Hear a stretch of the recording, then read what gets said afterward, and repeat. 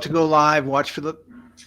Hey, we are live, and Scott was helping us though. That's right. So, have you ever wondered whether it's worth your while to get a personal guarantee on a loan? Huh.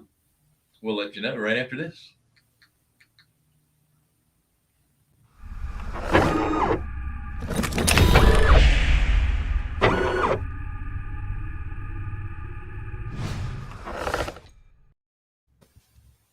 Hi, folks. Thank you so much for joining us on the Real Estate Investor Show, Hard Money for Real Estate Investors. I'm Bill Fairman. This is Wendy Sweet Jonathan. Doesn't like us, so he's hanging out in another room. Actually, it's the last day of the month, and It's he's the last day of the month. We got getting It's also closer. the last day of the quarter. Yeah. Quarter in, month in. It's a It's big called day, earnings season now, where everyone has to talk about their earnings for the past quarter. So we are Carolina Capital Management. We are lenders for real estate investors in the Southeast. If you're interested in borrowing money, go to carolinahardmoney.com and click on the Apply Now tab. If you are a passive investor looking for passive returns, click on the Accredited Investor tab. Don't forget to like, share, subscribe, hit the bell, and don't forget to sign up with Wednesdays with Wendy.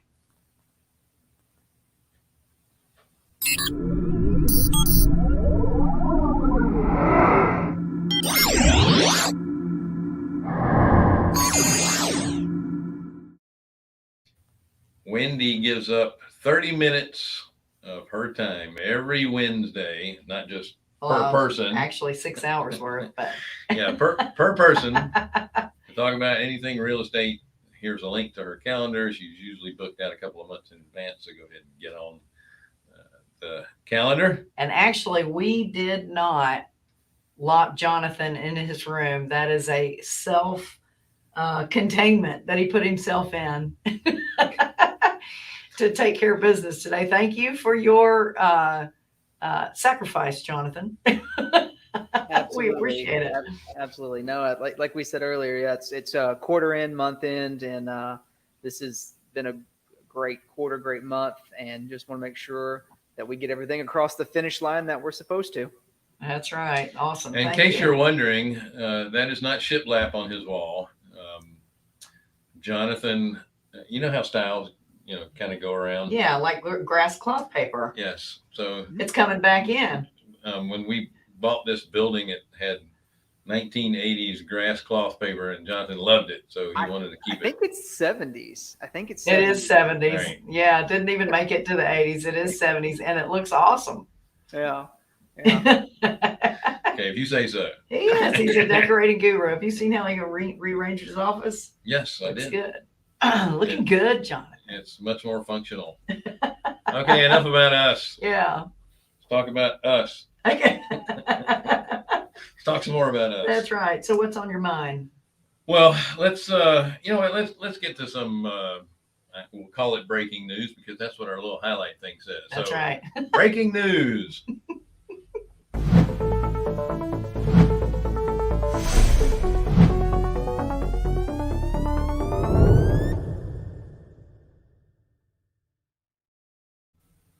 So it's not necessarily breaking, but it is the news of the week and the day. Let's talk about unemployment claims. New claims were at 375,000, which is a little more than they expected.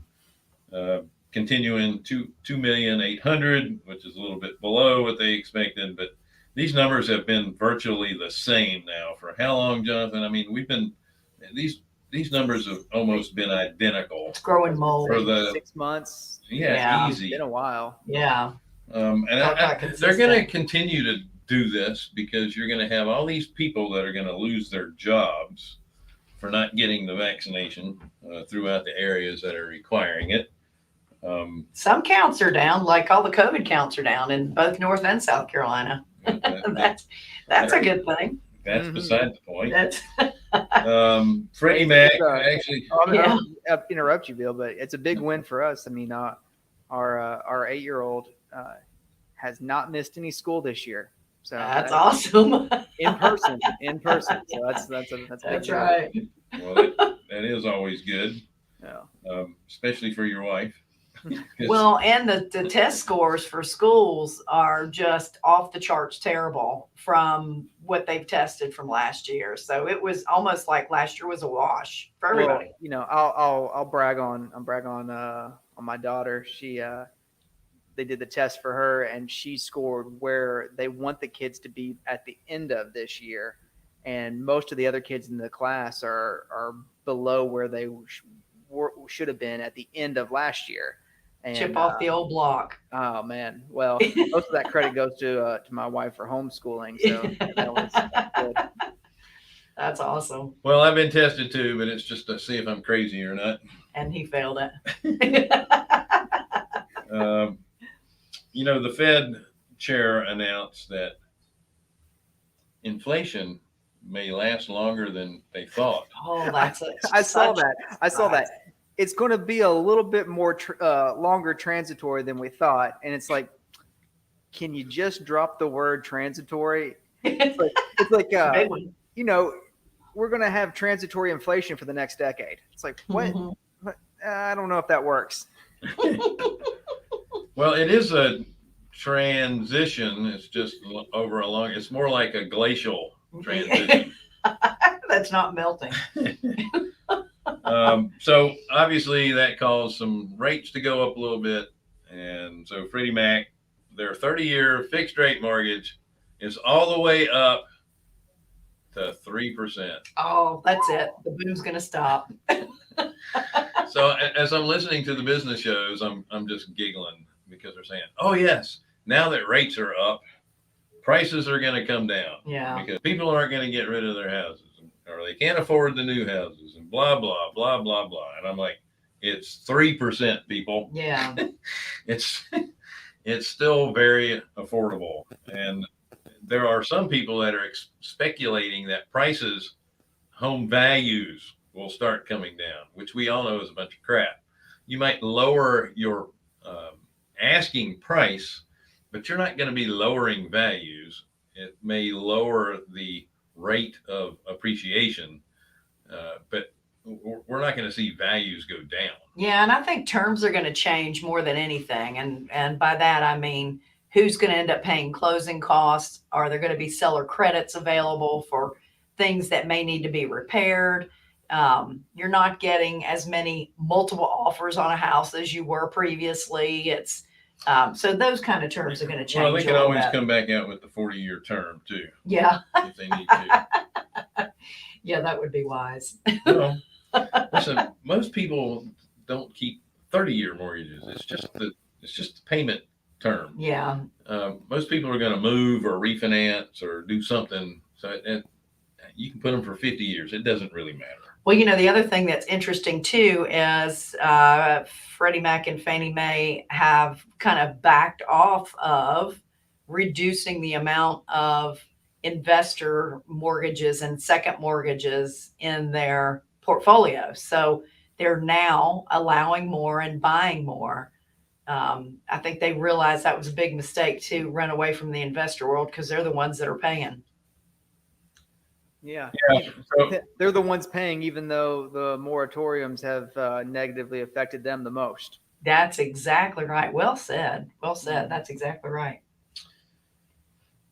okay, one more piece of great news. You're so exciting, Bill. I am. No, I'm so excited. Nothing Calm exciting yourself, about Bill. me. Easy. Our GDP for the second quarter, they did the final reading for the second quarter, and it was at 6.7%. This is a little bit late in the game, but it's up a full percentage point higher than their first reading. Again, this is rearward facing. So I see things slowing down because we have inventory issues. And then with the D variant, there was a lot of places closed or not having much traffic. I know that Bed Bath & Beyond changed their forecast going forward. They can't get anything, and no one's showing up at their stores. Well, that's what I'm really wondering how we're really going to be affected. Somebody posted on Facebook page this morning a picture of a Sherwin-Williams store, and the shelves literally were empty. There might have been 2 or 3 cans of paint where there once were hundreds of paint to choose from. And it's just the supply chain is off the chain. There's nothing going on. And I wonder how much longer that's going to last. I mean, it's affecting everything in our construction world. It's affecting everything. Yesterday, I was looking at a fishing website, and they had 2 new spinning rod additions to their menu, so to speak. And Obviously, both of them he's said, wasting his time, Jonathan. I didn't say I was doing it during work, But we know you were. but I could have been. So anyway, it said there's these 2 rods, and it says new, big picture, new. You click it on, out of stock. Yeah. Both of them. Yeah. And you're probably going to notice that on Amazon items too. You're going to see stuff that's either out of stock, or they're going to have shipping delays. Oh, on. Christmas trees. I hear you need to go out and buy your Christmas tree. If you're going to do a fake It's one. the Christmas tree lobby. Yeah. I mean, and I've been trying to buy a dryer. Well, on a washer dryer set, you can get washers, which is not really what I need. I need a new dryer, but I can't get a dryer. Wow. It's nuts. Wow. You're going to have to do it the old-fashioned way. You have to put up a Clothesline. I just tie it to my kids' bicycles and just let them go through the neighborhood. That's smart. That's the quick dry. Okay, so that's the breaking news. That is it. Okay. That's all you got? Yeah, pretty much. Awesome, But we yeah. do have 2 ugly questions that I'd like to go over. Okay. So it's time for the ugly question. Awesome.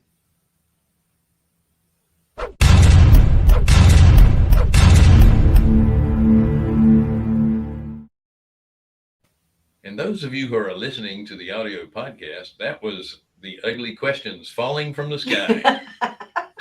Hope no one got hurt. Hey, and don't miss the question, Connor. Yeah, I'm looking at that right now. Connor has a question. Any advice on the best? There we go. The best supply chain. Oh, well, that's any advice on how to adjust for the supply chains when approaching remodels? Order way in advance. That's really the only thing you can do, right? Yeah, I mean, typically when you're avoid custom items as much as you can, and Oh, yeah. order in advance. Yeah. Yeah, really, that's the only thing you can do. Go ahead and order everything and hope that it shows up when it's time to Yeah. put it in. Yeah, I mean, we're limited to even colors of vinyl siding that can be used. There's going to be a lot of gray and white houses everywhere. There's no more color out there. Yeah, It's and all listen, gone. You are going to be limited to the stuff that's the most popular or the most used. So if it's white, you'll probably be able to get it. That's right. If it's an off color, probably not. Yeah. I mean, I had the same problem when I was redoing our deck, the lattice around it. I'm getting vinyl, so I don't have to paint it. And guess what? I have to paint the vinyl because I can't get the color that matches the stain. Yeah. So that's a double cost of what you're having to do. Yeah, but I still don't have to worry about it rotting. Yeah, that's for sure. It's that only thing is to order way in advance. I'm rehabbing 3 houses right now. Yes, 3. And my contractor is driving to, he's an awesome guy, and I'm not giving any of y'all his name, but he's driving to all of these different wholesale companies that buy items from, closeouts from Lowe's and Home Depot and all those places. He's driving to them every other day just to check to see what's coming in, to see if he can grab, interior doors, appliances, cabinets, all kinds of stuff. He's just grabbing what he can. Windows is a big thing, trying to find windows that fit. I mean, now it's almost better just to buy the windows that you have and either close them up or open them up so they fit into the holes you got. Other things you can do is you can drive by your Restore, your Habitat. Mm-hmm. as long as you have a place to store some of this stuff, there's good items that are in there that you can do some tweaking to yourself. Yeah. Cabinets, vanities, all kind of stuff that are going to be in there. Because a lot of people have remodeled, so those stores are loaded up with good stuff. You're probably not going to get appliances that are stainless, but if you want to stick with the white, Actually, I'm sure you can find stuff. White appliances are the hardest ones to find right now. Really? Yeah. Isn't that crazy? Okay. Yeah. Well, let's move on. What is that Hope ugly that question? helped answer your question. So the I've question heard is, some. I've heard some seasoned lenders say that they always require a personal guarantee from their borrowers. Some say it's not necessary. What do we think? Well, personal guarantees are pretty much worthless in most cases. Jonathan's cracking a smile over there. Always the saying is, all personal guarantors have one thing in common. They don't What's pay. that? They don't pay. And it's not that they wouldn't pay on the loan. It's that if you have to rely on your personal guarantee, the time, effort, and money that it will take to enforce that most times outweighs the benefit, because you can freeze bank accounts and stuff like that, Mhm. but typically, unless there's like fraud or something like that, odds are if the project has failed and your guarantor isn't paying you, they don't have any money. So freezing their accounts is probably not going to recoup your your losses. Right. So, there are a lot, like, it allows a lot of leverage, allows a lot of different maneuvers that you can do legally, and it's also it's a psychological factor as well. But I've only seen a personal guarantee in the last 10 years pursued once, and it ended up costing more to pursue to get that the money recouped from the personal guarantor than if they would have just walked away from the deal and cut their losses. Yeah. Best case scenario, you can put, liens across whatever they own. And, if they go to sell something, you might get a piece of that. Yeah. But you're exactly right. So why doesn't everybody offer non-recourse loans in that case? Because that's really the point, right? Let me throw my 2 cents in there. Okay.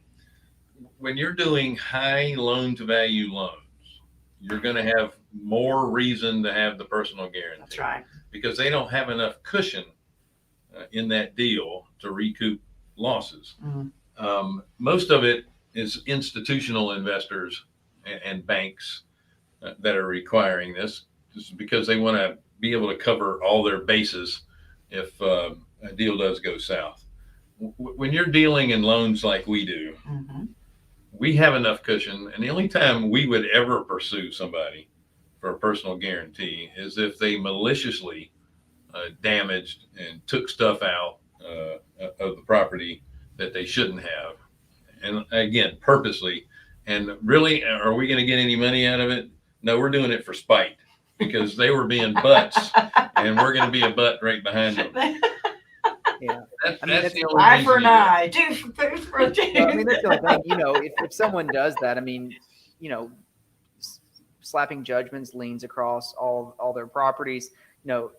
Here's the thing: is there things that we can do to make your life very difficult with if you sign a personal guarantee and you're malicious about how you exit the property?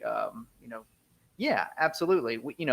We can file judgments, liens in every county that you do business in. We can pay an attorney to freeze all the bank accounts that are tied to those LOCs, even your personal accounts. Yeah, we could, will that stop? Like, is that the end all be all? No, we live in a world where there's always ways around things, but Right. we could make it very, very difficult. And, that's one of the things you have to quantify as the lender is going to that level to make it difficult for that person, going to make the deal more equitable for you as the lender. And that's the thing you have to weigh. It's pros versus cons. Can I pursue something that will result in a higher yield, or if I pursue this, will it result more often in a lower yield? And that's the thing you have to weigh. And personally, I'd rather have to weigh that option than not have that option to weigh. So I just collect. I just will always collect get a poop personal from the guarantee. farm. Yeah, you're right. I Yeah. just collect poop from the farm and mail it to them in a nice little package. Yeah.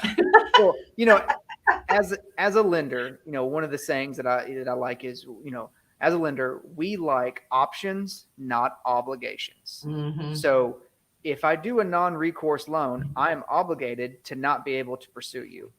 If I do a full recourse loan, I have the option to pursue you. So Right. when you are setting something up, I will say it again, give yourself options, not obligations. Right. And, Right. and Well at the said. same time, if you're a borrower and you're concerned about being personally responsible, I wouldn't worry too much about it. Again, the only time you're ever going to be pursued is if you've done something malicious. And if you don't intend to be a butthead and do stuff that's malicious, then there's not really any worry.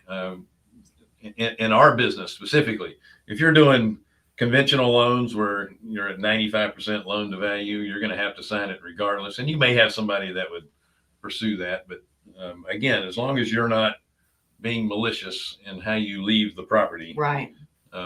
you don't have to worry about a personal guarantee. It costs them more money than it's worth in the first place. That's right. Malicious means don't go dark, have Yeah, communication, Um, all of that good stuff, right? yeah, we're running out of time. Okay. So let's do our second question, which I can't remember what it was. Oh, there it is. Is a lender in second position? When is it? When is lending in second position okay to do? And what should a lender do? What should a lender require of the borrower to protect their principal?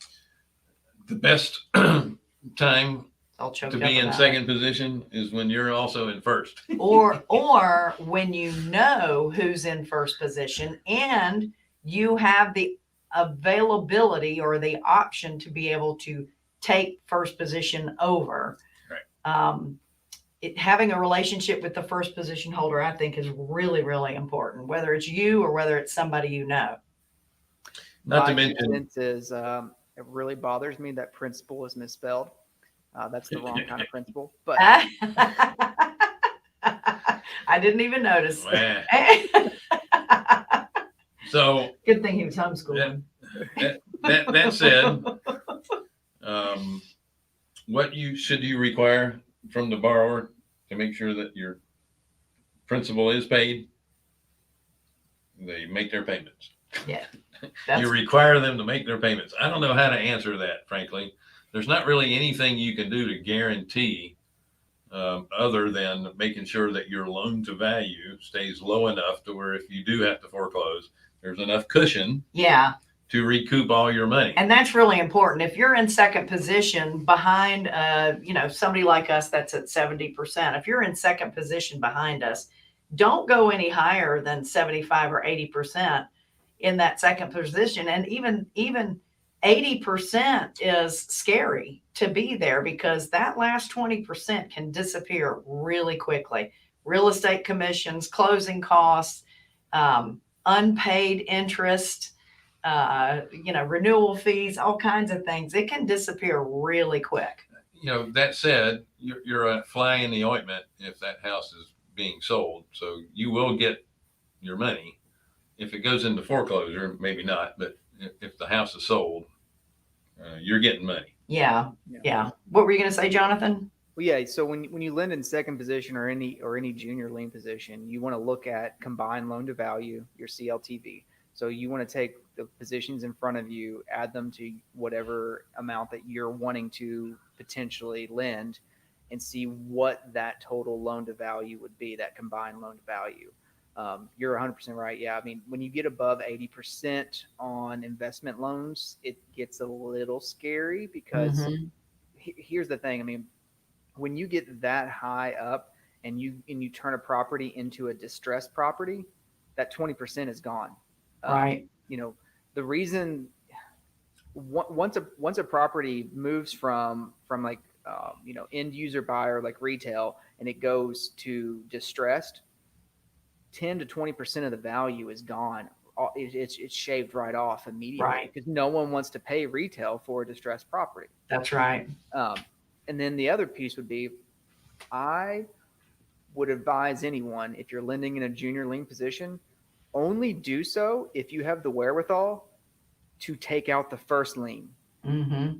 Because if you don't do that, you stand the potential of losing, being extinguished out through a foreclosure action. I mean, That's nothing's worse than, even if you're at a 60% LTV, nothing's worse than the first foreclosing, and you can't do anything about it. You have no ability to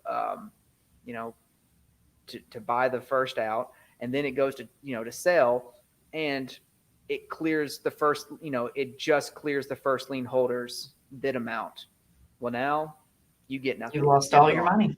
Yeah. So again, if you're lending in second lien position, I would advise only doing so if you have the ability or the wherewithal to take out the first. That's right. Lastly, this is very important to check to make sure if you're in a super lien state as well. And what that means is an HOA can foreclose in a super lien state on someone that didn't pay their dues, and they don't have to inform either the first or second mortgage holder in order to take that house to foreclosure. And both of you get wiped out. Yeah, so that's not good. I would check that first before I did anything. Awesome. We were out of time. All right.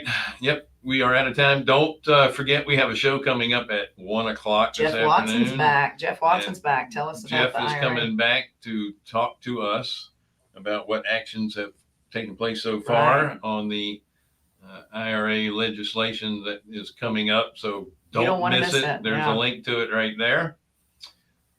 What else? Anything new? That's it. Thank you guys for joining us. We really appreciate it. This is the Real Estate Investor Show. Hard money for real estate investors.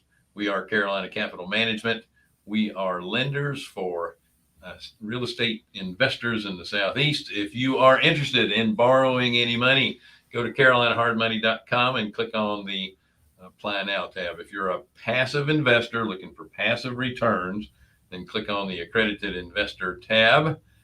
Don't forget to like, share, subscribe, hit the bell, and sign up with Wednesdays with Wendy.